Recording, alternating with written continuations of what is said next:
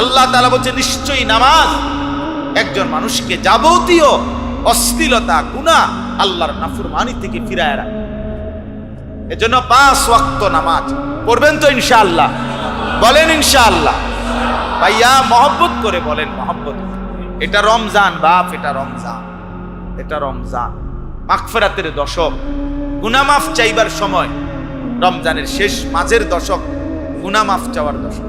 আল্লাহর কাছে কেঁদে কেটে বলেন, আল্লাহ পেছনের জিন্দেগি মাফ করে দেন, আগামী জিন্দেগি সুন্দর করে দেন। আমি তো তোমারই বান্দা মাওলা, ভুল তো আমার হবেই, আর তুমি আছো, তুমি তো মাফ করবেই।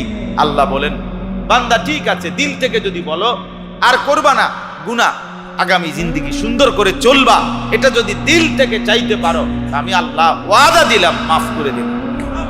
ওয়ালিল্লাহি উতাকাউ মিনান নার। নবী সাল্লাল্লাহু আলাইহি সাল্লাম বলছে, রমজান মাসে আল্লাহ তাআলা তার কোটি কোটি বান্দাকে জাহান্নাম থেকে মুক্তি দিয়ে থাকে।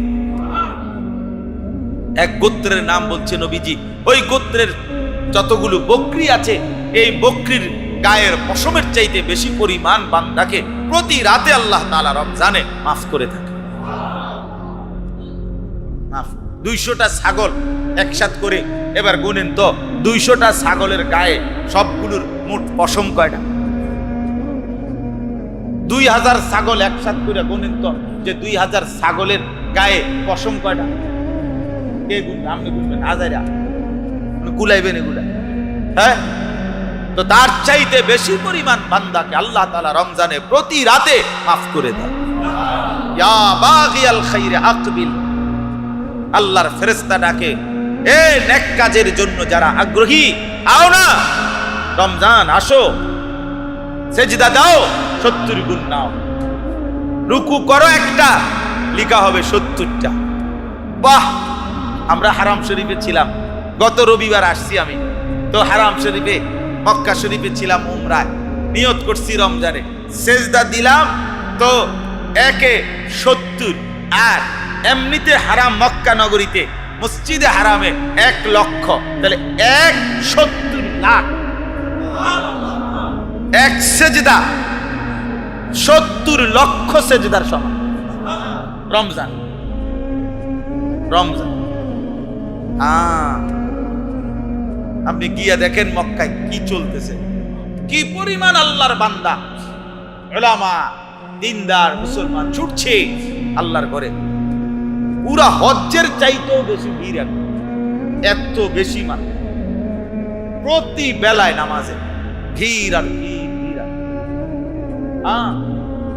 2 লাখ টাকা লাগে, 1.5 লাখ 2 লাখ টাকা লাগে আল্লাহর ঘরে উমরা করতে, 6-7 লাখ টাকা লাগে হজ করতে। পাহাড়ের মতো মনে করে অনেক, পাহাড়। 6 লাখ টাকা হুজুর, 6 লাখ টাকা ব্যবসাত লাগাইলে আজ সুবহানাল্লাহ কত টাকা লাভ হয়? 1 বছরের মধ্যে তো এটা কমপক্ষে 12 লাখ টাকা হয়ে গেল। এটা বুঝি কথা হইল? এটা বুঝি কথা হইল? 6 লাখ টাকা দুনিয়ার ব্যবসায় লাগাইলে যদি 12 লাখ টাকা হবে না? এত এত রং না, টেহা এত রং না। হ্যাঁ, আমরা দুনিয়াতে তো থাকি, নাকি চিড়া খাই, এত সুখ না। 1 বছরে 6 লাখ টাকা 12 লাখ টাকা যাবে ব্যবসা, এত সহজ না। হালাল ব্যবসা হইল, বাটপারি হইলে ভিন্ন কথা। কিন্তু একবার হজ, আল্লাহর ঘর জিয়ারত, সেটা তো আখিরাতের ব্যবসা। এই যে এখানে আল্লাহ তাআলা পরিষ্কার আখিরাতের জন্য সমস্ত আমলকেও আল্লাহ কি বলছে? ব্যবসা বলছে। তাহলে এটা তো ব্যবসায়ী। আপনি 6 লাখ টাকা আখিরাতের ব্যবসায় খরচ করেন, যেদিন 6 লাখ টাকার ব্যবসা পুঁজি লাগাইলেন আখিরাতের জন্য হজ্জের সফরে, আল্লাহর রাসূল বলছে যেদিন হজ করলো বান্দা, মানে আরাফার ময়দানে হজ্জের চূড়ান্ত কাজটা শেষ করলো, রাসূলুল্লাহ সাল্লাল্লাহু আলাইহি সাল্লাম বলেন সন্ধ্যাবেলাতেই ওই আল্লাহর বান্দা এমন হয়ে যায় যেন মায়ের পেট থেকে নতুন বাচ্চা যেমন নিষ্পাপ হয়ে বের হয়ে যায়।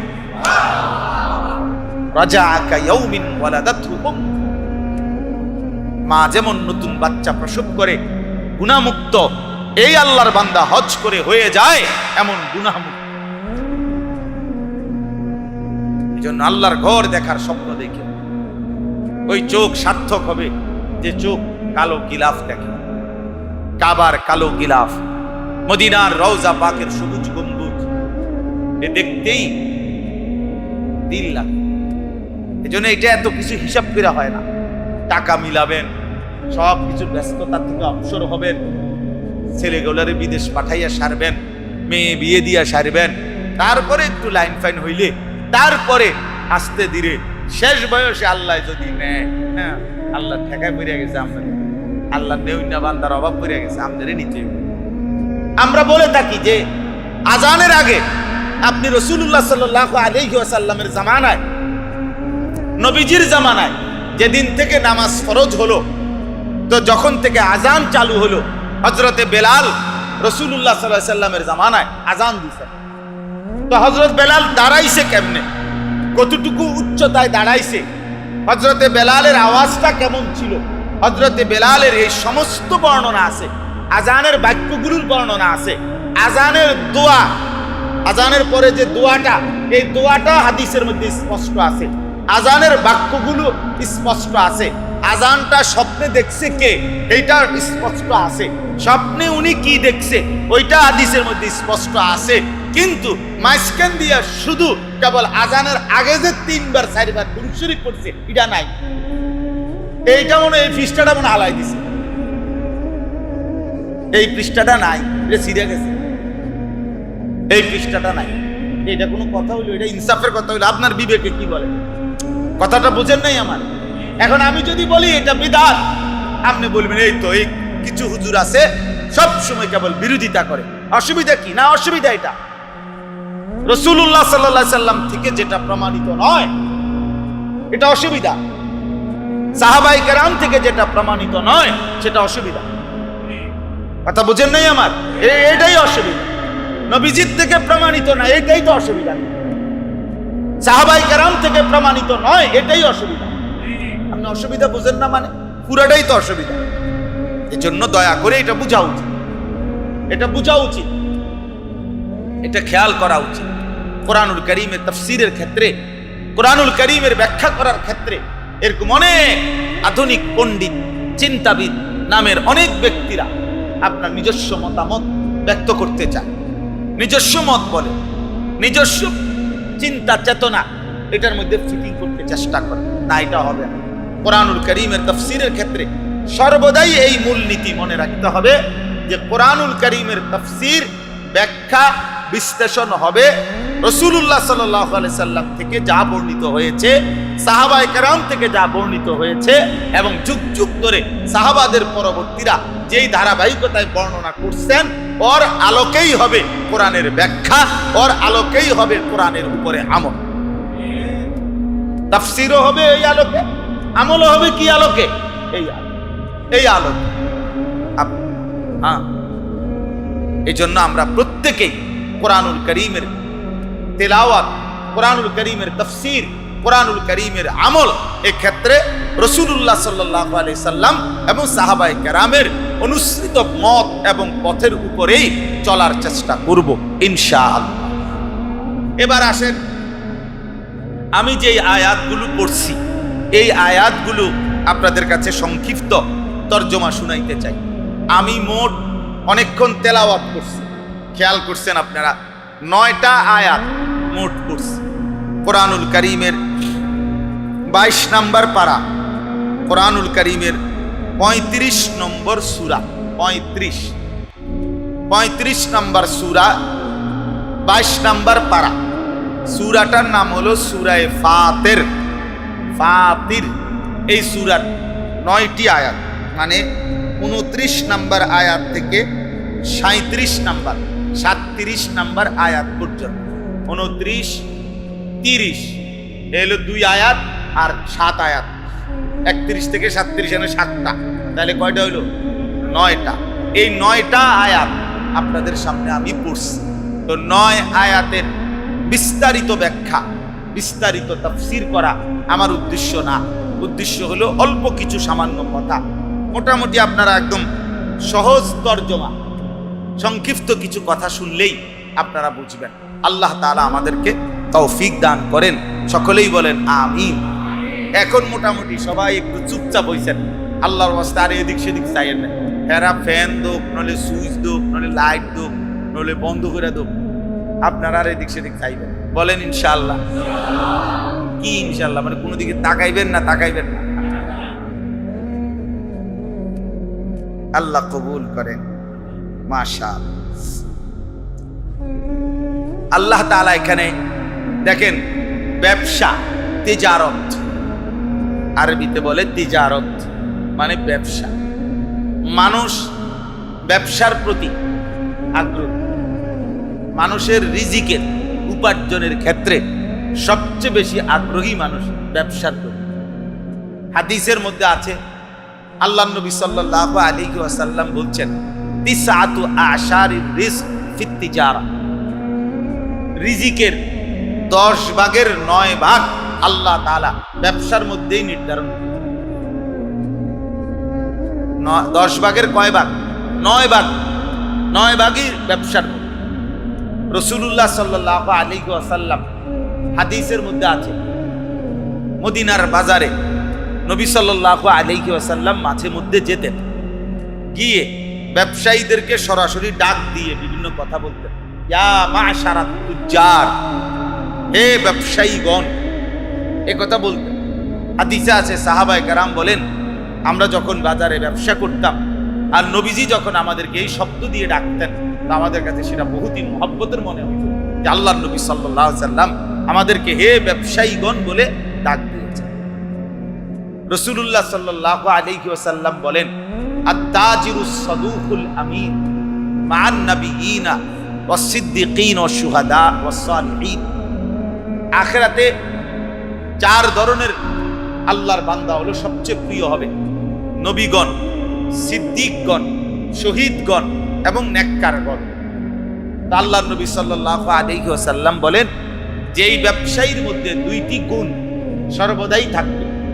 এক, আস-সাদুক, যে সর্বদাই সত্যবাদী, অর্থাৎ পরিচিত অপরিচিত, চেনা জানা, কম টাকার মাল, বেশি টাকার মাল, অল্প তাড়াহুড়ার মাল অথবা আস্তে ধীরের মাল, সর্বাবস্থায় যে সত্যই বলে, যার বৈশিষ্ট্যই এটা। সে চেনা কিংবা অচেনা, সর্বাবস্থায় সে কি বলে? সত্য বলে। আল আমিন, বিশ্বস্ত। 2 নম্বর গুণ হলো বিশ্বস্ততা, মানে মানুষের আস্থা তার উপর, এই লোকটা ঠকাবে না, এই লোকটা 2 নম্বরই করবে না, এই লোকটা কম দিবে না। আস্থা, আস্থা। আমরা এই আস্থাশীল হওয়া, বিশ্বস্ত। তাহলে রাসূলুল্লাহ সাল্লাল্লাহু আলাইহি ওয়াসাল্লাম বলেন, যেই ব্যবসায়ী সর্বদাই সত্যবাদী এবং সর্বদাই বিশ্বস্ত হবে, আল্লাহর নবী সাল্লাল্লাহু আলাইহি ওয়াসাল্লাম বলেন, হাসরের ময়দানে সে নবী, সিদ্দিক, শহীদ এবং নেককারদের সঙ্গী হবে। এজন্য ব্যবসা, তিজারত, এটার প্রতি মানুষের আগ্রহ আছে এবং এটার ফজিলত আছে। ব্যবসার প্রতি তো দুনিয়াবি ব্যবসা তো আমরা বুঝি, বাজার ব্যবসা। তো আখিরাতের জন্য মেহনত করা, পরকাল আখিরাত জান্নাতের জন্য মেহনত করা, জান্নাতের জন্য পরিশ্রম করা, জান্নাত কামাই করার জন্য চেষ্টা করা, এইটাকেও কোরআনুল কারীমের মধ্যে আল্লাহ তাআলা ব্যবসা বলছে। এটাও একটা ব্যবসা। ইয়া আইয়ুহাল্লাযীনা আমানু হাল আদুল্লুকুম আলা তিজারাতিন তুনজিকুম মিন আযাবিন আলীম। আল্লাহ তাআলা বলেন, হে ঈমানদারগণ, হে মুমিনগণ, আমি কি তোমাদেরকে এমন একটি ব্যবসার কথা বলবো, যেই ব্যবসার পুঁজি খাটাইলে, যেই ব্যবসা তুমি করলে, তুনজিকুম মিন আযাবিন আলীম, যেই ব্যবসা তোমাদেরকে অত্যন্ত মর্মান্তিক ভয়ানক আযাব থেকে বাঁচিয়ে দেবে, জাহান্নামের আযাব থেকে বাঁচাবে। তো আল্লাহ তাআলা বলছেন, তুমিনুনা বিল্লাহি ওয়া রাসূলিহি ওয়া তুজাহিদুনা ফি সাবিলিল্লাহি বিআমওয়ালিহিম ওয়া আনফুসিহিম। আল্লাহর প্রতি পূর্ণ ঈমান আনবে, রাসূলের প্রতি পূর্ণ ঈমান আনবে, মানে আল্লাহ রাসূলের সবগুলো কথা মেনে নিবে এবং জান এবং মাল দিয়ে আল্লাহর রাস্তায় জিহাদ করবে। এটুকু যদি বুঝাইয়া দিতে পারো, তাহলে এটাই হবে এমন এক ব্যবসা, যে ব্যবসা তোমার জাহান্নাম থেকে মুক্তি দিবে। তাহলে আখিরাতের জন্য ফিকির, পরকালের ফিকির, এটাকে আল্লাহ তাআলা বলছেন ব্যবসা। এটাও একটা কি ব্যবসা, এটাও একটা ব্যবসা, এটাও একটা ব্যবসা। তিজারাত, এটা একটা ব্যবসা। কোরআনুল কারীমের মধ্যে আল্লাহ তাআলা এটাকে ব্যবসা বলছে। এই যে 9টা আয়াত সূরা ফাতিরের 29 নম্বর আয়াত, যে এটা আমি প্রথম পড়ছি, এখানেও আল্লাহ তাআলা ব্যবসার কথা বলছে। আল্লাহ তাআলা আখিরাতের ব্যবসার কথা বলছে এখানেও। তবে একটা জিনিস শুধু বুঝতে হবে, তাফসীরের মধ্যে লিখছে যে দুনিয়ায় যখন কেউ ব্যবসা করে তখন তার চাওয়াটা কি? চাওয়া হলো আমি যেই পুঁজি বিনিয়োগ করছি এই ব্যবসায়, এই পুঁজিটা পূর্ণ ফিরে আসুক। 1, 2, সে চায় এই পুঁজিতে আরো বেশি লাভবান হোক। একে তো পুঁজিও আমার কি আসুক, ফেরত আসুক, প্রথমত এটা চায়। দ্বিতীয়ত চায় না একেবারে সমান সমান হইলে তার হইতো না, আমার যদি একটু লাভ না হয় আর একটু বেশি না পাই আমি, তাইলে আমি আগামু কেমনে, সামনে আমার ব্যবসা বড় হবে কেমনে, সংসার চলবে কেমনে, কারণ এটাই তো আমার ব্যবসা। তাহলে আমার যদি পুঁজির সমান সমান হয় তাইলেও তো হবে। তাহলে দুইটা জিনিস চায় ব্যবসায়ী। 1, সে যে পুঁজি বিনিয়োগ করছে এই পুঁজি ফিরে আসুক। 2 নাম্বার হলো এই পুঁজিতে আরো বেশি সে লাভবান যেন হয়। এই দুইটা জিনিস চায়।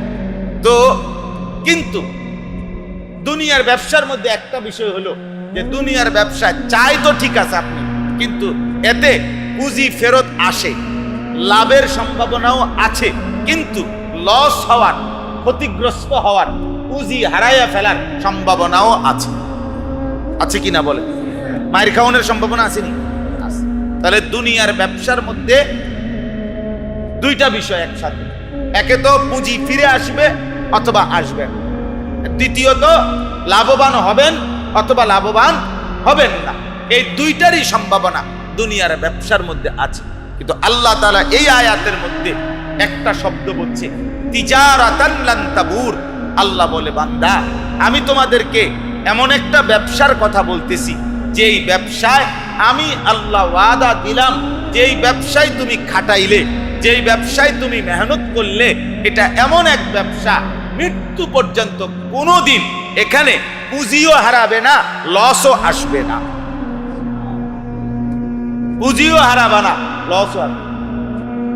এই ব্যবসায় মাইন নাই, এই ব্যবসায় কি নাই? মাইন। এই ব্যবসা মায়ের অনেক মানুষ আছে ব্যবসায় হয়তো তরতর করে আগায়া যায়, অনেক মানুষ আছে যেইটা ধরে এটা মাটিয়ে যায়, হয় না? স্বর্ণ ধরলেও কি হয়ে যায়? মাটি হয়ে যায়। আমাদের দেশে কয় যে কেউ আছে আপনার শুকনার মধ্যে জাল ফেলাইলেও মাছ ওঠে, আর কেউ আছে আপনার মাছে একদম থই থই করতেছে, উনি ফালাইলে আর মাছ ওঠে, মাছ ওঠে। এই জন্য দুনিয়ার ব্যবসায় ওই রকমের সম্ভাবনা। আমার এক আত্মীয় আছে ঘনিষ্ঠ, উনি মনে হয় 30 বছর এর কম হবে না বিদেশ যাওয়ার জন্য। কতদূর বিদেশ যাইব, কত মানুষ প্রবাসী বিদেশ করে। আমার ঘনিষ্ঠ মানুষ, উনি 30টা বছরের চাইতে বেশি হবে চেষ্টা করছে বিদেশ যাইতে, উনি বিদেশ যাইতারে না। ওনার সাথে যারাই নিয়ত করে সবাই যায়, উনি যাইতে। একবার শুধু উনি গেছে, যাওয়ার পরে ওই দেশের ইমিগ্রেশন থেকে আবার ফেরত গিয়েছে, বাংলাদেশ না হয়েছে। ওনার বাইক লাগে না, মানে উনি এটা হয় না ওনার। আপনার এইরকম আপনার দুনিয়ার ব্যবসা, দুনিয়ার ব্যবসার মধ্যে লাভের সম্ভাবনাও আছে, লসের সম্ভাবনা আছে। পুঁজি ফেরত আসতেও পারে, পুঁজি ফেরত নাও আসতে পারে, অতিরিক্ত লাভ হতেও পারে, অতিরিক্ত লাভ নাও হতে পারে। কিন্তু আল্লাহ পাক রব্বুল আলামিন। আচ্ছা, একটা কথার প্রসঙ্গে বলি। অনেকে বলে, আমি শুনছি যে আমাদের দেশে বলে যে কলার ব্যবসা লাভের ব্যবসা, এটা ঠিক নেই না? জানেন কলার ব্যবসায় লাভ বেশি। যাই হোক, সবাই আমরা কলা বেচতে গেছি না, কাস্টমার থাকবে। যাই হোক, তো বলতেছিলাম এখানে আল্লাহ পাক রব্বুল আলামিন এমন একটা ব্যবসার কথা বলছেন যে বান্দা আমি একটা ব্যবসা তোমাদেরকে শোনাচ্ছি, তোমরা এটা করে দেখো, তো আখিরাতের এই ব্যবসা পরকালের এই ব্যবসায় লান তাবুর, এই শব্দটা লান তাবুর অর্থ হলো কোনোভাবেই তোমার লস হবে না, তোমার পুঁজি নষ্ট হবে না, লস হবে না, নিশ্চিত পুঁজিও ফেরত পাইবা, অতিরিক্ত লাভবানও হইতে থাকবা। সুবহানাল্লাহ। আচ্ছা, এখন সেই ব্যবসাটা কি? সেই ব্যবসাটা হলো তিনটা আইটেমের ব্যবসা। তিনটা আইটেম, তিনটা জিনিস, তিনটা আমল আল্লাহ পাক এখানে বলছেন। এই তিন আমল যেই বান্দা নিয়মিত করতে থাকে, আল্লাহ তাআলা বলে সে যেন আখিরাতের ব্যবসা করে। আর এটা এমন ব্যবসা করে যে ব্যবসায় সে কখনোই ক্ষতিগ্রস্ত হবে না। এক নাম্বার, ইন্নাল্লাযীনা ইয়াতলুনা কিতাবাল্লাহ, নিশ্চয়ই যারা সর্বদাই কোরআনুল কারীম তেলাওয়াত করতে থাকে। এই এক নাম্বার, কোরআনুল কারীমের নিয়মিত তেলাওয়াত। কি বলছি কোন? কোরআনুল কারীমের নিয়মিত তেলাওয়াত, নিয়মিত কোরআন শরীফ পড়তে হবে, নিয়মিত কোরআনুল কারীম তেলাওয়াত করবে, নিয়মিত কোরআনুল কারীম তেলাওয়াত করতে হবে। নিয়মিত যে কোরআনুল কারীম তেলাওয়াত করে সে যেন এমন ব্যবসা করে যে ব্যবসা কখনোই লস হবে না, বরং নিশ্চিত আখিরাত জান্নাত মিলেই যাবে, মিলেই যাবে। যেন নিয়মিত কোরআনুল কারীম তেলাওয়াত করে। ইয়াতলুনা ফেলে মুজারের শব্দ, হাল এবং মুস্তাকবিল দুইটা বোঝায়, আর মুজারে দাওয়াম এবং ইস্তিমরার বোঝায়, অর্থাৎ মুজারে সর্বদা বোঝায়, সর্বদা। এটা আরবি গ্রামারের শব্দ, বুঝাইলাম আর কি। অর্থ হইল যে কোরআনুল কারীম তেলাওয়াত করতে থাকে, প্রতিদিন নিয়মিত, সর্বদাই যে কোরআনুল কারীম তেলাওয়াত। আমার প্রিয় ভাই, আমার বাপ, কোরআনুল কারীমের তেলাওয়াত এটা অনেক বড় একটি ইবাদত, একটা বড় বরকতময় একটা আমল।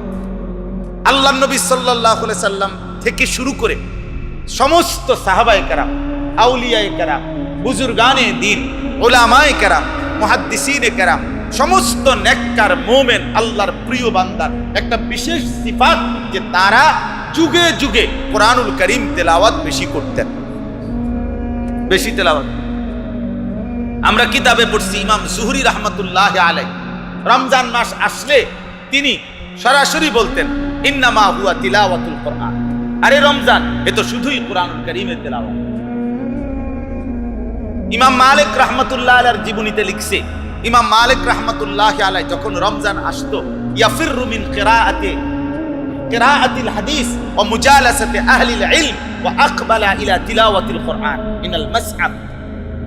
ইমাম মালিক রাহমাতুল্লাহি আলাইহি জগৎ বিখ্যাত ইমাম ছিলেন, মদিনার ইমাম ছিলেন, মসজিদে নববীর ইমাম ছিলেন।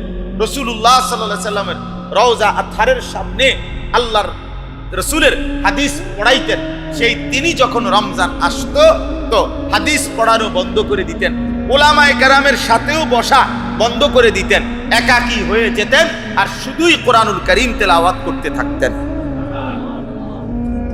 হযরতে কাতাদা রাহমাতুল্লাহি আলাইহি এক বিশ্ববিখ্যাত বুজুর্গ, কাতাদা, উনার ব্যাপারে লিখছে কিতাবে। হযরতে কাতাদা রাহমাতুল্লাহি আলাইহি সারা বছর প্রতি 7 দিনে এক খতম কোরআন শরীফ পড়তেন। রমজান মাসের প্রথম দিন থেকে 20 দিন পর্যন্ত প্রতি 3 দিনে এক খতম কোরআন শরীফ পড়তেন। রমজানের শেষ 10 দিন প্রত্যেক দিন এক খতম কোরআন শরীফ পড়তেন।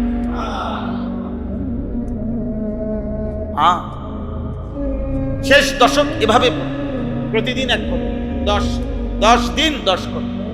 কি পরিমাণ কোরআন শরীফ পড়তেন, কি পরিমাণ! রাসূলুল্লাহ সাল্লাল্লাহু আলাইহি ওয়াসাল্লামের হাদিস, বুখারীর riwayat, হযরত আব্দুল্লাহ ইবনে আব্বাস রাদিয়াল্লাহু তাআলা আনহুমা তিনি বর্ণনা করছেন যে রাসূলুল্লাহ সাল্লাল্লাহু আলাইহি সাল্লামের কাছে প্রত্যেক রমজানে, প্রতি রাতে হযরতে জিবরিল, ওয়া কানা জিবরিলু ইয়ালকাহু ফি কুল্লি লাইলাতিন মিন রমাদান, হযরতে জিবরিল আলাইহিস সালাম রমজানের প্রতি রাত্রে আল্লাহর নবীর কাছে আসতেন। ফায়ুদারিসুল কোরআন, এবং পুরা কোরআন একবার জিবরাইল নবীজিকে শুনাইতেন, একবার নবীজি জিবরাইলকে শুনাইতেন। পুরা মাস না, পুরো প্রতি রাত। বুঝছেন কিনা বাংলাটা? কথাটা বুঝছেন কিনা বলেন? প্রত্যেক রাত, প্রতি রাত্রে। পূর্ণ কোরআন একবার জিব্রাইল নবীকে শুনাইতেন, নবীজি একবার জিব্রাইলকে শুনাইতেন। এটা হলো তারাবির বাহিরে। রাসূলুল্লাহ সাল্লাল্লাহু আলাইহি সাল্লাম ওইখানে আপনার, আমার কাছে আরবি কিতাব আছে, ওইখানে স্পষ্ট রওয়ায়াত আছে, ওয়া কানা সাল্লাল্লাহু আলাইহি ওয়াসাল্লাম ইউতিলুল কিরাআতা ফি রমাদান। আল্লাহর নবী সাল্লাল্লাহু আলাইহি সাল্লাম রমজান মাসে নামাজে লম্বা কিরাত পড়তেন। তাইলে নামাজে তারাবিতে আল্লাহর নবী সাল্লাল্লাহু আলাইহি সাল্লাম জিব্রাইলের সাথে প্রত্যেক রাত্রে একবার পূর্ণাঙ্গ কোরআন নিজে একবার পড়তেন, জিব্রাইল থেকে একবার শুনতেন। এটা একটা। তারাবির নামাজে তিনি আবার আলাদা কোরআনুল কারীম তিলাওয়াত করতেন, আবার 5 ওয়াক্ত নামাজে আবার তেলাওয়াত করতেন, তাহাজ্জুদের নামাজে আবার তেলাওয়াত করতেন, মাগরিবের পরের আওয়াবিন নামাজে আবার তেলাওয়াত করতেন। এবার ভেবে দেখেন কি পরিমাণ কোরআনুল কারীম তেলাওয়াত রাসূলুল্লাহ সাল্লাল্লাহু আলাইহি সাল্লাম করতেন। হাদিসের মধ্যে আছে আল্লাহর নবী সাল্লাল্লাহু আলাইহি ওয়াসাল্লাম নিজে দোয়া করছেন, আল্লাহুম্মা জাআলিল কুরআনা রাবিআ কলবি ওয়া নূরা সাদরি ওয়া জালাআ হুজনি ওয়া যাহাবা হাম্মি। আল্লাহ কোরআনকে আমার হৃদয়ের বসন্ত বানিয়ে দেন, হৃদয়ের বসন্ত বানিয়ে দেন, আমার বুকের আলো বানিয়ে দেন, আমার দুঃখ বেদনার উপশমকারী বানিয়ে দেন, আমার সব চিন্তা পেরেশানির দূরকারী কোরআনকে বানিয়ে দেন। কোরআন পড়লে যেন দুঃখ ভুলে যায়, কোরআন পড়লে যেন বেদনা ভুলে যায়, কোরআন পড়লে হৃদয়ে যেন বসন্তের বাতাস ঝিরঝির করে বইতে থাকে, কোরআন যেন আমার বুকের আলো হয়। নবী সাল্লাল্লাহু আলাইহি সাল্লাম দোয়া, আল্লাহুম্মা জাআলিল কুরআনা রাবিআ কলবি ওয়া নূরা সাদরি ওয়া জালাআ হুজনি ওয়া যাহাবা হাম্মি। মাওলানা সাহেব বলতেছিলেন, আমার আগে উনি বলছেন, আমি শুনছি, কোরআনুল কারীম তিলাওয়াত করা, কোরআনকে গুরুত্ব দেওয়ার কথা বলতেছিলেন। আমার মনে হয় 10 বছর আমি এই ফরদাবাদ বাজার মসজিদে আমি জুমার নামাজ পড়াইছি। 10টা বছরের ভিতরে আমার আমল নামাজ যদি চেক করে হাসরের ময়দানে, তাহলে ইনশাআল্লাহ আমার মনে হয় এ কথাই আসবে যে সবচেয়ে বেশি এই মসজিদের মুসল্লি করে আমি কি বলছি সেটা কোরআনুল কারীম তিলাওয়াতের কথাই বলছি। বলেন, আপনারা সাক্ষী দেন। আমার 10 বছরের নিয়মিত মুসল্লিরা কোন মাস্টার বলে কি পরিমাণ আমি বলছি আপনাদের। আল্লাহর কোরআন তেলাওয়াত শিখেন, কোরআন শিখেন, কোরআন তেলাওয়াত করেন, কোরআন কোরআনুল কারীম। আরে এই জবান দিয়ে আল্লাহর কোরআন পড়তে পারেন না, বিশ্বাস করেন না, আপনি কিছুই কথাই কইতে পারেন, আপনি এক ধরনের বোবা মানুষ। আরবরা আমাদেরকে বলে আজম, আরব আজম মানে আমাদেরকে বলে আজমি, আর ওনারা হলো আরবি। আজম শব্দের অর্থ হলো বোবা। আজমা উজুরহুহা জুবার, আছে না যাকাত, কিতাবুজ যাকাতের। আজম শব্দের অর্থ মূলত বোবা, মানে আরবি ছাড়া অন্য ভাষায় যে আমরা কথা বলি, এই জন্য পূর্ববর্তী জামানাতে আরবরা বলতো অন্যগুলো তো কোনো ভাষাই না, এগুলো কি কয়, এগুলো তো কথাই কইতে জানে না, এরা তো বোবা। আমার যে আরবি বলতে পারে না সে যেন ভাষাই জানে না। তাহলে এটা বাদ দিলাম, সব আরবি বলার দরকার নেই, কিন্তু কোরআনুল কারীম তেলাওয়াত করতে পারেন না, আপনি তো বোবাই, আপনি তো বোবাই।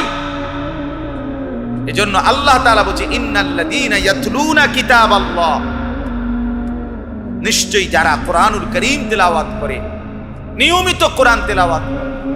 সাহাবায়ে কেরাম নিয়মিত কোরআন তেলাওয়াত করতেন। হযরত ওসমান রাদিয়াল্লাহু তাআলা আনহুর জীবনীর মধ্যে আছে, এক দাঁড়ানোতে, এক রাকাতে 1 খতম কোরআন পুরা পড়ে ফেলছে, পুরা পড়ে। আরে ভাইয়া, এই বাংলাদেশে আমার কুমিল্লা জেলাতে এমন একজন মাওলানা সাহেব আছে, এখনো বাইচা আছে, এই মাসেও উনি আমল করতেছে। এই আমল, এই মাওলানা এমন আমল করে, উনি বলে যে হুজুর আমার রমজান 30 দিনে 30 খতম কোরআন।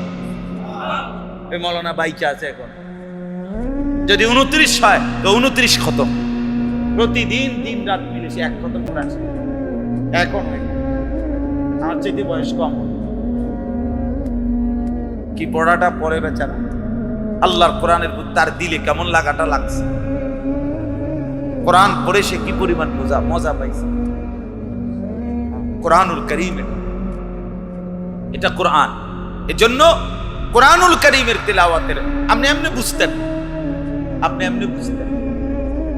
আপনাকে মিষ্টির স্বাদ এমনি যত বাংলাতেই বুঝা যায় খুব স্বাদ, না আপনি মুখে নিলে বুঝতেন। কোরআনুল কারীম তেলাওয়াত করলে আপনি মজা পাবেন। এজন্য এই একটা আমল, গুরুত্বপূর্ণ আমল কোরআনুল কারীমের তেলাওয়াত। কোরআনুল কারীমের তেলাওয়াত সমস্ত সাহাবা, আউলিয়া, উলামা কোরআনুল কারীম তেলাওয়াত। কোরআনুল কারীম আফদালুজ জিকির, এটা সবচেয়ে বড় জিকির। 5 ওয়াক্ত নামাজের পরে সর্বশ্রেষ্ঠ জিকির কোরআনুল কারীমের তেলাওয়াত। আমরা কিতাবে পড়ছি কোরআনুল কারীমের 4টা বৈশিষ্ট্য লিখছেন মুসান্নিফ।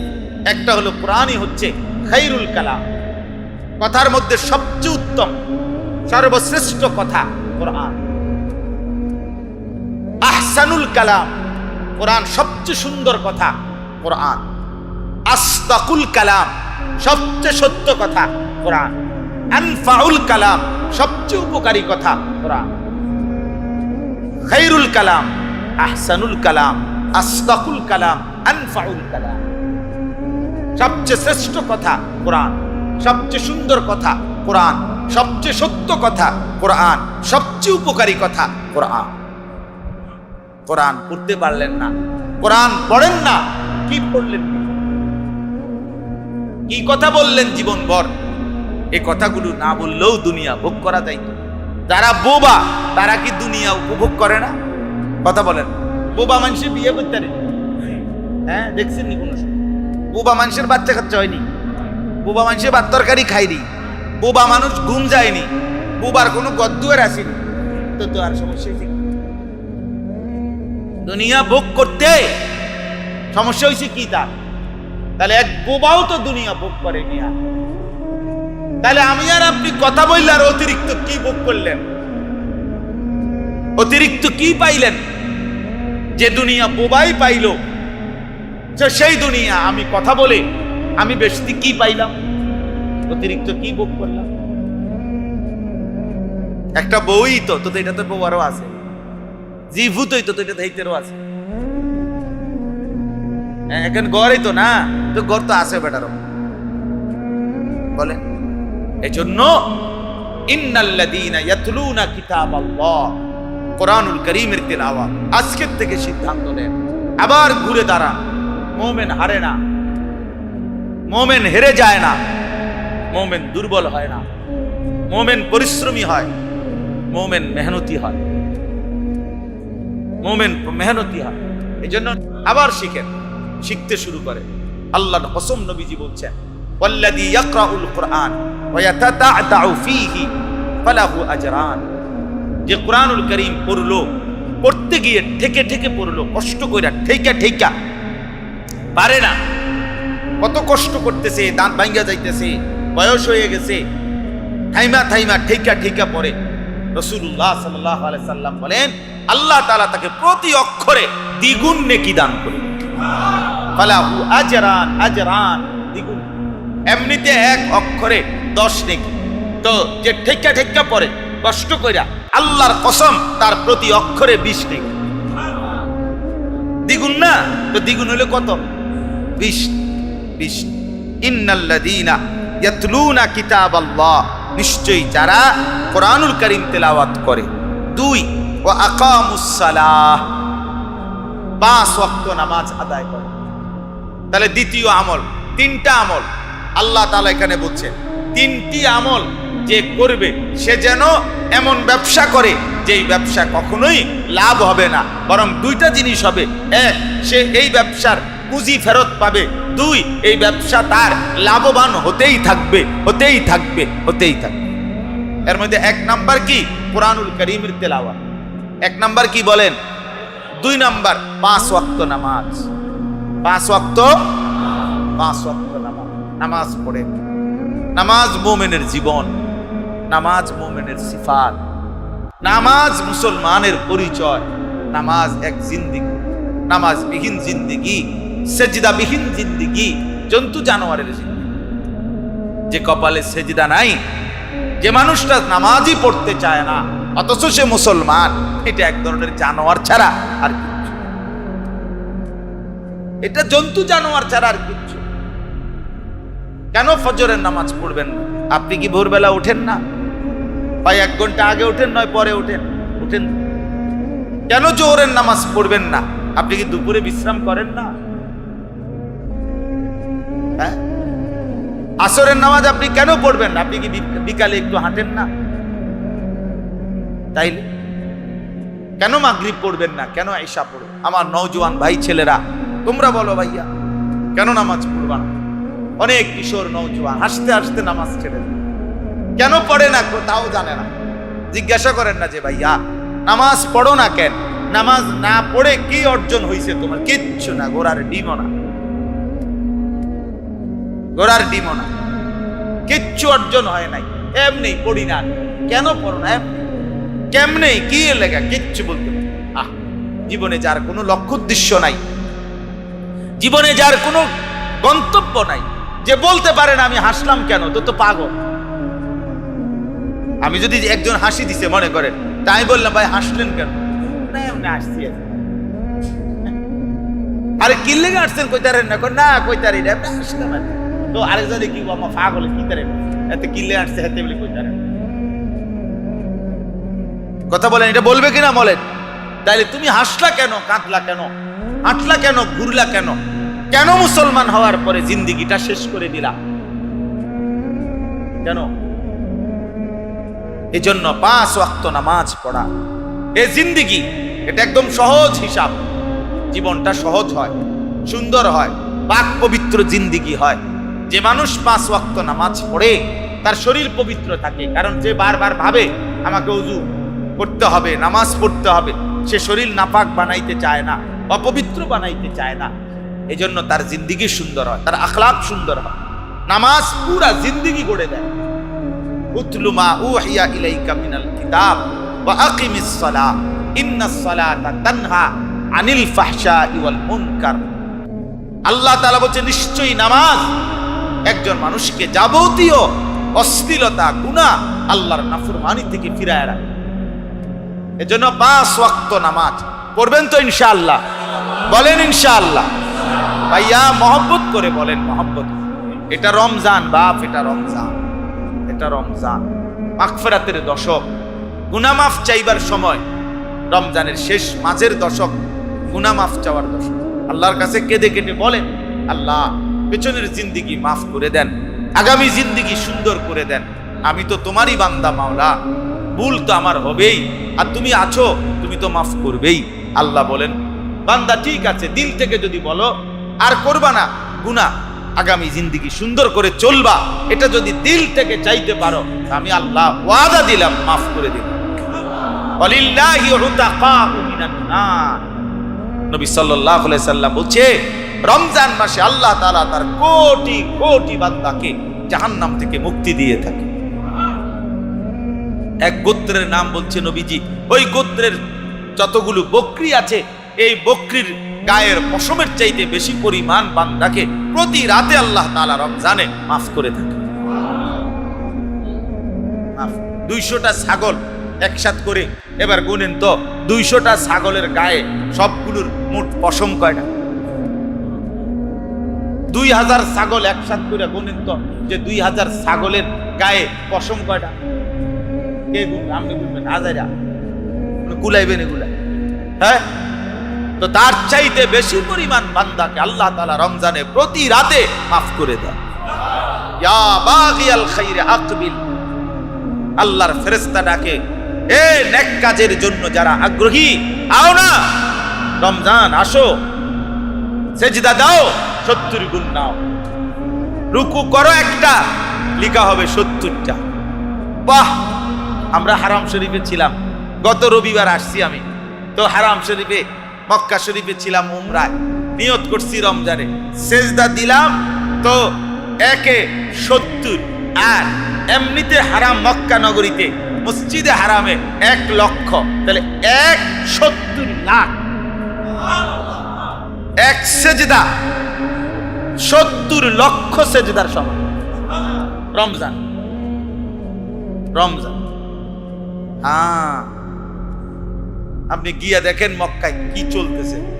কি পরিমাণ আল্লাহর বান্দা উলামা দিনদার মুসলমান ছুটছে আল্লাহর ঘরে।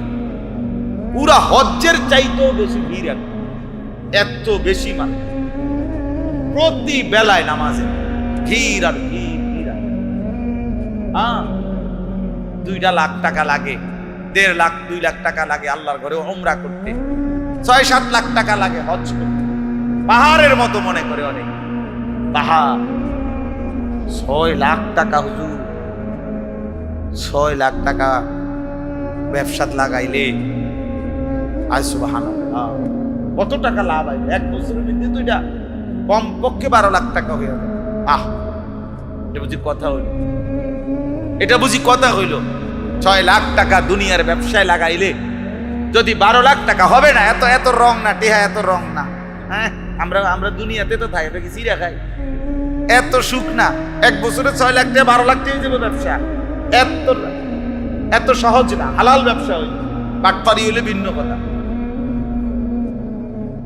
কিন্তু একবার হজ, আল্লাহর ঘর জিয়ারত, সেটা তো আখিরাতের ব্যবসা।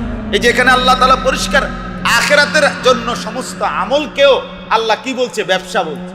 তাহলে এটা তো ব্যবসায়ী। আপনি 6 লাখ টাকা আখিরাতের ব্যবসায় খরচ করেন, যেদিন 6 লাখ টাকার ব্যবসা পুঁজি লাগাইলেন আখিরাতের জন্য হজ্জের সফরে, আল্লাহ রাসূল বলছে যেদিন হজ করলো বান্দা, মানে আরাফার ময়দানে হজ্জের চূড়ান্ত কাজটা শেষ করলো, রাসূলুল্লাহ সাল্লাল্লাহু আলাইহি সাল্লাম বলেন সন্ধ্যাবেলাতেই ওই আল্লাহর বান্দা এমন হয়ে যায় যেন মায়ের পেট থেকে নতুন বাচ্চা যেমন নিষ্পাপ হয়ে বের হয়ে যায়। রাজাকা ইয়াউমিন ওয়ালাদাতহু উম, মা যেমন নতুন বাচ্চা প্রসব করে গুনাহমুক্ত, এই আল্লাহর বান্দা হজ করে হয়ে যায় এমন গুনাহমুক্ত। এজন্য আল্লাহর ঘর দেখার স্বপ্ন দেখে ওই চোখ সার্থক হবে যে চোখ কালো গিলাফ দেখে, কাবার কালো গিলাফ, মদিনার রওজা পাকের সবুজ গম্বুজ, এ দেখতেই দিল লাগে। এজন্য এটা এত কিছু হিসাব করে হয় না। টাকা মিলাবেন, সব কিছুর ব্যস্ততা থেকে অবসর হবেন, ছেলেগুলোরে বিদেশ পাঠাইয়া সারবেন, মেয়ে বিয়ে দিয়া সারবেন, তারপরে একটু লাইন ফাইন হইলে তারপরে আস্তে ধীরে শেষ বয়সে আল্লাহ যদি নেয়, হ্যাঁ আল্লাহ ঠেকায় পড়ে গেছে আপনার, আল্লাহ নেউন্না বান্দার অভাব পড়ে গেছে আপনারই নিতে। আল্লাহ যদি নেয় দুনিয়ার সব কিছু নিজে গুরুত্ব দিয়া নিজে গর্জ করে সাজাইতেছে, আর হজ্জের কথা আল্লাহর ঘরের কথা বলে যাইতে কার না মনে চায় হুজুর, আল্লাহ নিলে কি আর না যাইতে আলাপ করে। হ্যাঁ, আপনি কি মস্কারি করেন? হ্যাঁ, দুনিয়া আপনি সাজান নাই, আপনার ঘর, আপনার বাড়ি, আপনার বিল্ডিং, আপনার ছেলে মেয়ে, এগুলো হয় নাই। আল্লাহ আমাদেরকে তৌফিক দান করেন। চলেন তো বলতেছিলাম 5 ওয়াক্ত নামাজ। তাহলে 1 নাম্বার কি? কোরআনুল কারীমের তেলাওয়াত। 2 নাম্বার কি বলেন? 5 ওয়াক্ত নামাজ। 3 নাম্বার ওয়া আনফাকু মিম্মা রাযাকনাহুম সিররান ওয়া আলানিয়া, আল্লাহর দেওয়া রিজিক থেকে, আল্লাহর দেওয়া মাল থেকে, আল্লাহর দেওয়া সম্পদ থেকে প্রকাশ্যে এবং গোপনে উভয় অবস্থায় যে দান করতে থাকে। নিজের যাকাত দিয়ে দেয়, সাদাকাতুল ফিতর দিয়ে দেয়, এরপরে নফল দান, সাদাকা, গরিব, দুঃখী, অসহায়, ইয়াতীম, ফকির, মিসকিন, মসজিদ, মাদ্রাসা, এতিমখানা, লিল্লাহ বোর্ডিং, অসহায় এতিম বাচ্চা, এই হার হালাতে যে দিতে থাকে। কখনো মন চাইলে সবার সাথেও দেয়, কখনো মন চাইলে একাকী গোপনেও দেয়। দুইটাই আল্লাহর জন্য। নাম বলছে অসুবিধা নাই, আল্লাহর জন্য যদি দিল ঠিক থাকে তো নাম বললে সমস্যা নাই, নাম বললে সমস্যা। আবার নাম বলে নাই তাও কোনো সমস্যা নেই। সিররাও আলানিয়া, প্রকাশ্যেও দান করা যায়, আবার গোপনেও কি করা যায়? দান করা যায়, কোনো অসুবিধা নেই। তো আল্লাহ তাআলা বলেন প্রকাশ্যে এবং গোপনে উভয় অবস্থাতে যে আল্লাহর দেওয়া রিজিক থেকে আল্লাহর রাস্তায় খরচ করে, দান সাদাকা করে। আমি এই মসজিদে, আমার মনে আছে আলহামদুলিল্লাহ, আমি শুক্রবারে জুমার বয়ানে ইতিপূর্বে আমার থাকাকালীন সময়ে যাকাতের উপরে আমি সর্বোচ্চ ভাঙ্গা বুঝাইয়া আপনাদেরকে বলছি কিনা বলে, যাকাতের উপরে আমি বিস্তারিত বলছি।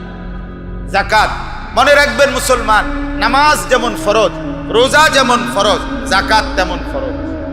অনেক মুসলমান আছে রোজা রাখতে আগ্রহী, কিছু নামাজও পড়ে কিন্তু যাকাত দেয় না। কারণ এটা যে মাল, এটা যে মাল, জানের চাইতে বেশি সম্পদকে মায়া করে। মরে যাবো প্রয়োজনে, মাথা বাড়ি দিয়ে মাইরে মরে যাবে, কিন্তু সম্পদ দিব না। অথচ যাকাত দিলে আল্লাহ কোরআনে বলছে, বান্দা তোমার কাছে মনে হয় সম্পদ কমছে না, আল্লাহর কসম আমার শায়েখ আল্লামা মুফতি মুশতাকুন নবী কাসিমি হুজুর সবসময় বলে যে মনে করেন আল্লাহ তাআলা যাকে 1 লক্ষ টাকা দিছে, তো তার কাছ থেকে যাকাত চাইছে 2,500 টাকা। তাহলে যেই আল্লাহ 1 লাখ টাকা আপনারে দিল, এখন ওই আল্লাহ 2,500 টাকা আপনার থেকে ফেরত চাইলো, তার মানে আল্লাহ তাআলা 2,500 টাকার জন্য আটকাইয়া গেছে। এটাই তো আল্লাহ 1 লাখ টাকা দিয়ে আসাইয়া আবার আমাদের কইতেছে, বাজি টাকা 1 লাখ দিলাম ঠিক আছে, কিন্তু আমি 2,500 টাকার একটা ফেসে পড়ে গেছি, তুমি আমারে 2,500 টাকা কি দাও, ফেরত দাও। এজন্য তাহলে বান্দা যদি জিজ্ঞেস করে, আল্লাহ আপনি তো আমারে 1 লাখ টাকা দিলেন, এখন আবার আপনি আমার কাছ থেকে 2,500 টাকা লাখে যাকাত, এটা কেন চাচ্ছেন? আল্লাহ তাআলা বলে, বান্দা কসম করে বলছি তোমার এই 1 লাখ টাকাকে আমি আরো কোটি টাকা বাড়ায় দেওয়ার জন্য চাচ্ছি। এই 2,500 টাকা নিতে নেওয়ার জন্য না, কমাইয়া লওয়ার জন্য না।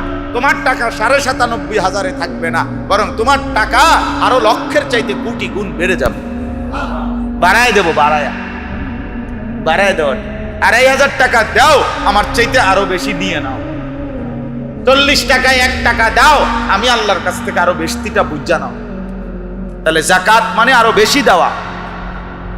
ওয়ায়ুরবিস সাদাকাত, আল্লাহ কোরআনে বলছেন আমি আল্লাহ তাআলা সাদাকাত দান করিলে, সাদাকা করিলে, যাকাত দিলে, সাদাকাতুল ফিতর আদায় করিলে, আল্লাহর রাস্তায় মসজিদে দিলেন, মাদ্রাসায় দিলেন, এতিমকে দিলেন, গরিবকে দিলেন, অসহায়কে দিলেন, খোদার কসম আল্লাহ বলেন আমি সেটা বাড়িয়েই দেব। রাসূলুল্লাহ সাল্লাল্লাহু আলাইহি ওয়াসাল্লাম বলেন যে মা নাকাসাত মালুন মিন সাদাকাতি। রাসূলুল্লাহ সাল্লাল্লাহু আলাইহি ওয়াসাল্লাম বলেন সাদাকা করার দ্বারা, আল্লাহর রাস্তায় খরচ করার দ্বারা কখনোই কোনো মাল কমে না, মাল কমে না, মাল কমে না, কমবে না। এটা এজন্য আল্লাহর রাস্তায় সাদাকা করা, আল্লাহর রাস্তায় খরচ করা। আপনাদের কাছে আমার অনুরোধ রইল, এই বুঝের মুসলমান যারা চাকরি করেন, যারা ব্যবসা করেন, যারা বিদেশে আছেন অথবা এখানেই আছেন প্রবাসী, প্রত্যেকেই বাপের যাকাত যদি ফরজ হয় আপনার সম্পদ আপনি দিতে হবে। ছেলে উপার্জন করে আলাদা, সংসার এক লগে, কিন্তু তোমার আলাদা টাকা আছে, তুমি আলাদা যাকাত দিতে হবে। বলে আমি অল্প বয়স এমন বিয়েও করছি না, না যাকাতের সাথে বিয়ের কিছু নাই। তুমি বিয়ে করছো না, এটা তোমার বিষয়, অন বিয়ে করে লাও, অসুবিধা কি? আমি মানা করছি তোমার বিয়ে করে। তাহলে যাকাত কোনো বিয়ের সাথে কোনো বিষয়, যাকাত আলাদা বিষয়, আলাদা ফরজ ইবাদত। এজন্য মহিলাদের যাকাত আসে, পুরুষের যাকাত আসে, ছেলে মেয়ের যাকাত আসে। এজন্য প্রত্যেকেরই হিসাব করা উচিত, জেনে নেওয়া উচিত। আমার শায়েখ বলে যাকাত আদায় করা যেমন ফরজ, যাকাতের হিসাব করা এটাও তেমন ফরজ। হিসাব করে দিতে হবে, হিসাব করে দিতে হবে। হুজুর যে পরিমাণ লুঙ্গি গামছা দিছি মানুষের এই সিজনে, যাকাতের উর্ফি দিয়ে গেছে গা না? আমি উর্ফি দিয়ে যাই না, আমরা যাকাত থাকি। আপনারা আমি বলছি না উর্ফি দিয়ে যাইতেন, বুঝেন নাই কথা? আপনারে আমি বললাম আসরের নামাজ 4 রাকাত ফরজ, ও তাহলে 8টা সেজদা। আপনি কতক্ষণ মনে করেন 12-14টা সেজদা দিয়া আপনি একসাথে আপনি বললেন হুজুর যে কয়টা সেজদা দিছি আপনার যে 4 রাকাতে যা লাগে আশা করি তার থেকে বেশি দিয়ে রাখছি। নামাজ হয়েছে তো? জি না, হবে না। আপনি এত বেশি দরকার নাই আমার, আপনি আমার 8টা সেজদা নিয়ম মাফিক গুণা দেন, 4 রাকাত বুঝায় দেন, তাইলে ইনশাআল্লাহ। এই জন্য আল্লাহর দেওয়া মাল থেকে খরচ করা। যে মানুষ যাকাত দেয় না সে বখিল, যে সাদাকাতুল ফিতর আদায় করে না সে বখিল, যে দান সদকা করে না সে বখিল, সে কৃপণ। আর আল বখিল আদুউল্লাহ, কৃপণ ব্যক্তি আল্লাহর দুশমন, আল্লাহর দুশমন। এইবার চলেন আরেকটু, অসুবিধা নাই, নামাজ আজান একটু পরে হবে, বাকিগুলো আমি তর্জমা বলবো শুধু, মানে এই 3টা কথা শেষ মূলত। তাহলে 1 নাম্বার কোরআনুল কারীমের তেলাওয়াত। বলেন কি? 2 নাম্বার 5 ওয়াক্ত নামাজ। 3 আল্লাহর দেওয়া সম্পদ হতে ব্যয় করা, খরচ করা, মানে যাকাত দেওয়া। 1 নাম্বার হলো যাকাত। যাকাত তাইলে যে ব্যক্তি নিয়মিত কোরআনুল কারীম তেলাওয়াত করে, 5 ওয়াক্ত নামাজ আদায় করে, আল্লাহর দেওয়া সম্পদ থেকে খরচ করে, আল্লাহ বলেন ইয়ারজুনা তিজারাতান লান তাবুর, এই মানুষটা এমন একটা ব্যবসার আশা করে যেই ব্যবসার লান তাবুর, কখনোই লস হবে না। এই ব্যবসার কোনো কি নাই। তাহলে কোরআনুল কারীমের প্রতি অক্ষরের তেলাওয়াতে লস হবে না কখনোই। 5 ওয়াক্ত নামাজের প্রত্যেক ওয়াক্তের দ্বারা আপনার জীবনে কোনোভাবে খোদার কসম লস হবে না। এজন্য নামাজ পড়লে কাস্টমার চলে যাবে, যাবে না বেটা। নামাজ পড়লে দোকানে বেচা কিনা কম হবে, হবে না বেটা। বরং আল্লাহ তো ওয়াদা দিছে, এটা এমন ব্যবসা, নামাজ কোরআন এমন ব্যবসা, দান সাদকা এমন একটা ব্যবসা, যেই ব্যবসায় আমি আল্লাহ ওয়াদা দিছি লস হবে না, দুনিয়াতেও না আখিরাতেও না। আখিরাতে এটা লস হবেই না, হবেই না। হুজুর এই সময়টা বেচা কিনা টাইম, এই সময় দোকান বন্ধ করে নামাজে চলে গেলে হ্যাঁ ক্ষতিগ্রস্ত হবে, কোনো ক্ষতিগ্রস্ত হবে না। কুল মা ইনদাল্লাহি খায়রুম মিনাল লাহবি ওয়া মিনাত তিজারা। আল্লাহ কোরআনে বলছে, বন্ধু বলেন আমি আল্লাহ তাআলা নামাজের বিনিময়ে, সেজদার বিনিময়ে আমি যা দেব তা তোমাদের এই ব্যবসা এবং তামাশার চাইতে কোটি গুণে উত্তম, কোটি গুণে উত্তম। তাইলে এই কথাটা আপনারা বুঝলেন যে এই 3টি আমল, কোরআনুল কারীমের তেলাওয়াত, 5 ওয়াক্ত নামাজ এবং নিজ সম্পদ থেকে আল্লাহর রাস্তায় খরচ করা, এমন একটা ব্যবসা যে ব্যবসায় কখনোই কি হবে না, বলেন না কি হবে না। আচ্ছা, তাহলে আসবে 2টা, একটা হলো পুঁজি ফেরত আসবে, হ্যাঁ, অর্থাৎ ন্যায্য যেটা এটা আগে পাবে, আরেকটা হলো অতিরিক্ত লাভ হবে। তা আল্লাহ এখানে বলছে এবার দ্বিতীয় আয়াতে, লিওয়াফিয়াহুম উজুরাহুম, আমি আল্লাহ আমার ওই বান্দাদেরকে যারা কোরআন তেলাওয়াত করবে, নামাজ আদায় করবে, দান সাদাকা করবে, আমি তাদেরকে এই আমলের বিনিময়ে যা এটা পূর্ণ দেব। ওয়ায়াজিদাহুম মিন ফাদলিহি, সে পাইতো যেদ্দুর, এদ্দুর তাকে আগে প্রথমত ফেরত দেব, এরপরে আমার দয়া, আমি আল্লাহর অনুগ্রহ থেকে এবার আমি বাড়াইতে থাকব।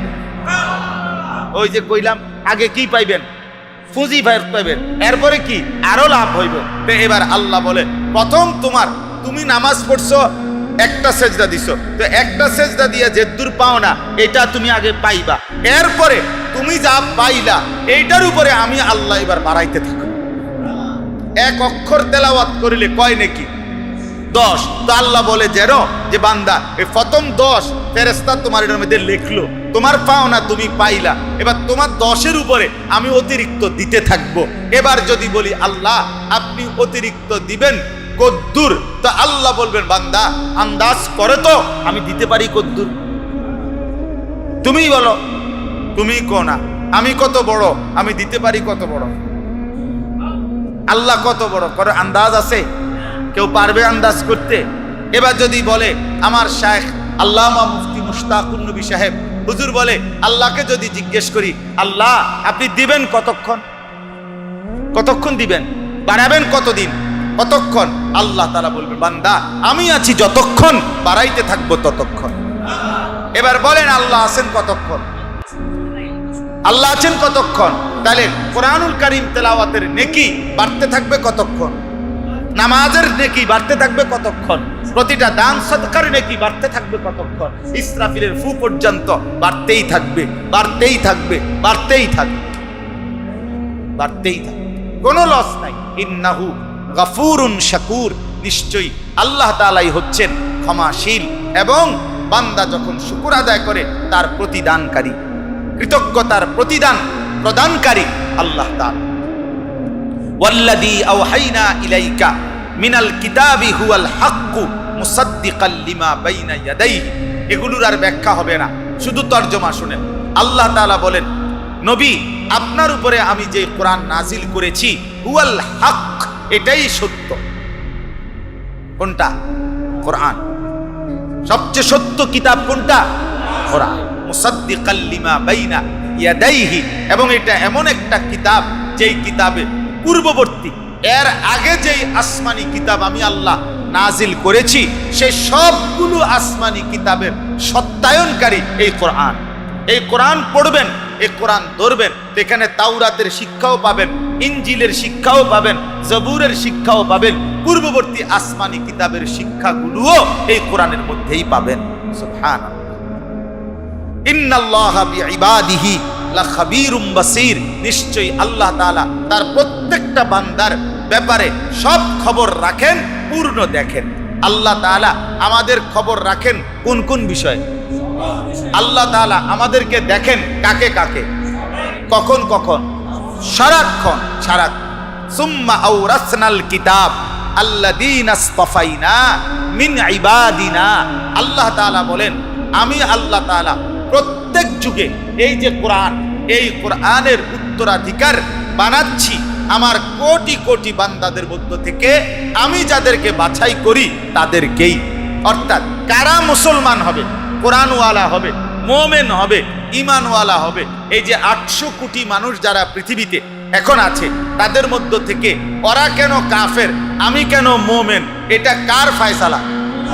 এই আল্লাহ বলেন আমি বাছাই করি। ঈমানদার হবে কে? মুমিনের ঘরে জন্ম দিব কাকে? ঈমানদার পরিচয় মিলবে কার? এটা আমি আল্লাহর ফয়সালা। তাইলে এই জন্য কেউ মুসলমান হওয়া, কেউ ঈমানদার হওয়া, মুসলমানের ঘরে জন্ম নেওয়া, খুদার কসম বাপ, এটা আল্লাহ তাআলার শ্রেষ্ঠতম দয়া। আল্লাহ যাকে চেয়েছেন তাকে ঈমানদারের ঘরে দিয়েছেন, আল্লাহ যাকে চেয়েছেন তাকে নাফরমানের ঘরে দিয়েছেন। আচ্ছা, আমি আপনি যে মুসলমানের ঘরে জন্ম নিলাম, এমন একটা মা পাইলাম যেই মা কালেমা বলে, এমন একটা বাপ পাইলাম যেই বাপ কালেমা পড়ে, আল্লাহর কসম এটা দুনিয়ার সর্বশ্রেষ্ঠ একটা নিয়ামত যে আল্লাহ আমাদেরকে দান করছে, দান করেছে। ফামিনহুম যালিমুল লিনাফসি ওয়া মিনহুম মুকতাসিদ ওয়া মিনহুম সাবিকুম বিল খায়রাত বিইذনিল্লাহ। আল্লাহ বলেন আমার মুমিন বান্দা 3 রকমের হবে। কেউ হবে জালেম, নিজের উপরে জুলুমকারী, কেউ হবে মধ্যপন্থা অবলম্বনকারী, কেউ হবে আমি আল্লাহর ইচ্ছায় সর্বদা নেক কাজের প্রতি অগ্রগামী। মানুষ 3 ধরনের মুসলমান। এক ধরনের হলো জালেম। জালেম বলে কাকে? যার আপনার নেক আমল অর্থাৎ কম কিন্তু গুনার পরিমাণ বেশি। আর মুকতাসিদ হলো যে ব্যক্তি নেক আমল করে সর্বদাই, গুনাহ ছেড়ে দেয়, তবে কোনো মাকরু এবং সন্দেহযুক্ত বিষয়ে কখনো কখনো লিপ্ত হয়, এরকম ব্যক্তিকে বলা হয় মধ্যপন্থা অবলম্বনকারী। আর যে ব্যক্তির দ্বারা কোনো ফরজ, কোনো ওয়াজিব, কোনো সুন্নত, কোনো নফল, কোনো মুস্তাহাব ছোটে না, কোনো হারাম, কোনো মাকরুহাত কিছুই তার দ্বারা হয় না, সে সাবিকুম বিল খায়রাত, সে সর্বদাই নেক কাজে অগ্রগামী, অগ্রগামী। আল্লাহ তাআলা বলেন যালিকা হুয়াল ফদলুল কবীর, যে নেক কাজে সর্বদাই অগ্রগামী, গুনাহ যার হয় না, আমল যার ছোটে না, আল্লাহ বলেন এরকম জীবন পাওয়া এটা আল্লাহর বড় দয়া, বড় মেহেরবানি, বড় অনুগ্রহ ছাড়া আর কিছুই না। সুবহানাল্লাহ। আমার ভাই, পরবর্তী যেই আয়াতগুলো আমি শুধু সংক্ষেপে আপনাদের কাছে এক কথাই এটা বলতে চাই। বাকি আয়াতগুলোর তর্জমা হলো 2টা কথা। একটা হলো আল্লাহ তাআলা বলেন এই যে আমি আল্লাহ বললাম আমার যেই বান্দাগুলো নেক আমলে আগ্রহী, অগ্রগামী, আমি তাদের পুরস্কার দেব জান্নাত এবং নাজ ও নিয়ামত ভরা জান্নাত। আর যেই মানুষগুলো আমি আল্লাহর ইবাদত থেকে নাফরমানি করছে তাদের জন্য মিলবে জাহান্নাম। জাহান্নাম হবে ভীষণ আযাবের। এই জান্নাতের নিয়ামত আর জাহান্নামের আযাব আল্লাহ তাআলা বাকি আয়াতগুলোতে বলছেন। সর্বশেষ যেই কথাটা আল্লাহ তাআলা বলছেন, এটা বলেই আমার কথা শেষ। আল্লাহ তাআলা বলেন আমি বিস্তারিত বলে দেওয়ার পর হায়াত দিছি, নবী পাঠাইছি, আমার নবীর পরে উলামায়ে কেরাম পাঠাইছি, আমার কথা, আখিরাতের কথা, কবরের কথা, হাসরের কথা আমি আমার বান্দার কাছে শুনাইছি, বলছি, আবার কিতাব দিছি, কোরআন নাজিল করেছি। সব কিছুর ব্যবস্থাপনা করে দেওয়ার পরেও আমার যেই বান্দারা নাফরমানি করলো, তারা যখন জাহান্নামের মধ্যে নিক্ষিপ্ত হবে তো তারা চিল্লাইয়া জাহান্নামের আগুন থেকে আল্লাহকে বলবে, আল্লাহ আপনি আমাদেরকে জাহান্নামের আগুন থেকে বের করে দুনিয়ায় আবার ফেরত যেতে দেন। এবার যদি আমরা যেতে পারি তাহলে এবার গেলে আমরা নেক আমল করব, গুনাহগুলো ছেড়ে দেব, তো আল্লাহ তাআলা তখন বলবে, বান্দা আমি কিন্তু যেটুকু হায়াত দিলে তুমি নেক আমল করতে পারতা, ওইটুকু হায়াত তোমাকে দিয়েই আমি কবরে আনছি। আর যে দূর বললে তুমি বুঝতা, এরকম বুঝাইয়া বলার মতো আমি আমার বান্দা তোমার কাছে পাঠাইছি। ইমাম সাহেব, খতিব সাহেব, আলেম, ওয়াইজ, বক্তা, আউলিয়া, পীর, বুজুর্গ, মাশায়েখ, মুফতি, মুহাদ্দিস, ফুকাহা, এরকম অগণিত আমার মনোনীত বান্দা আমি তোমার কাছে পাঠাইছি। ওনারা তোমারে কবরের কথা বলছে, জাহান্নামের কথা বলছে, আখিরাতের কথা বলছে, জান্নাতের কথা বলছে। না তুমি কোনো পাত্তা দিলা, না আমার দেওয়া সময় পাইয়া, হায়াত পাইয়া আমল করলা, কিছুই করলা না বান্দা। না সময়কে গুরুত্ব দিলা, না আলেমদের কথাকে গুরুত্ব দিলা। অতএব ফাজুকু, অতএব আজকে জাহান্নামের আযাবই ভোগ করো। ফামালিজ জালিমিনা মিন আনসার, আজকে কোনো নাফরমানের কোনো সাহায্যকারী এই আখিরাতে নাই। এই শেষ কথা। ফামালিজ জালিমিনা মিন আনসার, আল্লাহ বলছে সাবধান নাফরমান, তোমরা কিন্তু কেউ কোনো সাহায্যকারী হাসরের ময়দানে পাবা না, হাসরের ময়দানে পাইবা না। এই জন্য প্রিয় ভাই আমার, এই তিনটা আমল আজকে আমরা আপনাদের কাছে বললাম। এক, কোরআনুল কারীমের তেলাওয়াত, বলেন কি? 2, 5 ওয়াক্ত নামাজ। 3, আল্লাহর রাস্তায় খরচ করা, নিজের মাল থেকে, নিজের সম্পদ থেকে। তাইলে দান সাদাকা করা, 5 ওয়াক্ত নামাজ পড়া, কোরআনুল কারীমের তেলাওয়াত করা, এটা যেন আমাদের জিন্দেগিতে হয়। আজকের এই তাফসীর মাহফিল থেকে এটা যেন আমরা সবক নিতে পারি। আল্লাহ তাআলা আমাদেরকে তৌফিক দান করেন, তৌফিক দান করেন। আশেপাশের মাদ্রাসা যেখানে এতিম বাচ্চা পড়ে, আপনারা গরিব অসহায় বাচ্চা পড়ে, আপনাদের এই মাদ্রাসাগুলোতে আপনারা দান করবেন, সাদাকা করবেন। আমাদের ফরদাবাদ কওমি মাদ্রাসাতেও আপনারা মহব্বতের সাথে আপনাদের যাকাতের টাকা, দান সাদাকার টাকা দান করবেন। আমার ছোট্ট মাদ্রাসা আছে ময়নামতি ক্যান্টনমেন্ট, হ্যাঁ আপনারা জানেন। আমারও একটা ছোট মাদ্রাসা আছে, আলহামদুলিল্লাহ প্রায় 450-র মতো ছেলে আমার মাদ্রাসায় পড়ালেখা করে। 31 জন শিক্ষক কর্মচারী স্টাফ আছে। আলহামদুলিল্লাহ আমাদের মাদ্রাসাতেও এতিম গরিব বাচ্চা আছে। গত বছরও প্রায় 7-8 লক্ষ টাকা আমরা এতিম গরিব বাচ্চাদেরকে আমরা সম্পূর্ণ ফ্রি দিছি। তো এই বছরও আমরা, আমাদের বাচ্চা আরো অনেক বাচ্চা আছে অসহায় গরিব এতিম বাচ্চা। এজন্য আমার অনুরোধ রইল, আমাদের ওই ছোট্ট মাদ্রাসাতেও যদি কারো মহব্বত হয়, তাহলে আমার মাদ্রাসাতেও আপনারা আপনাদের যাকাত, সাদাকাতুল ফিতির এবং দান সাদাকা করবার জন্য, ছাত্রদের জন্য, এতিম বাচ্চাদের জন্য, গরিব বাচ্চাদের জন্য সহযোগিতা করার চেষ্টা করবেন। আমার কাছে থাকলে আমারে দিয়েন, নাই তো আমার কাজল মাস্টার সাহেবের কাছে দিয়ে রাখেন, দিলেও আপনার কোনো অসুবিধা নাই, যেমনি সুবিধা হয়।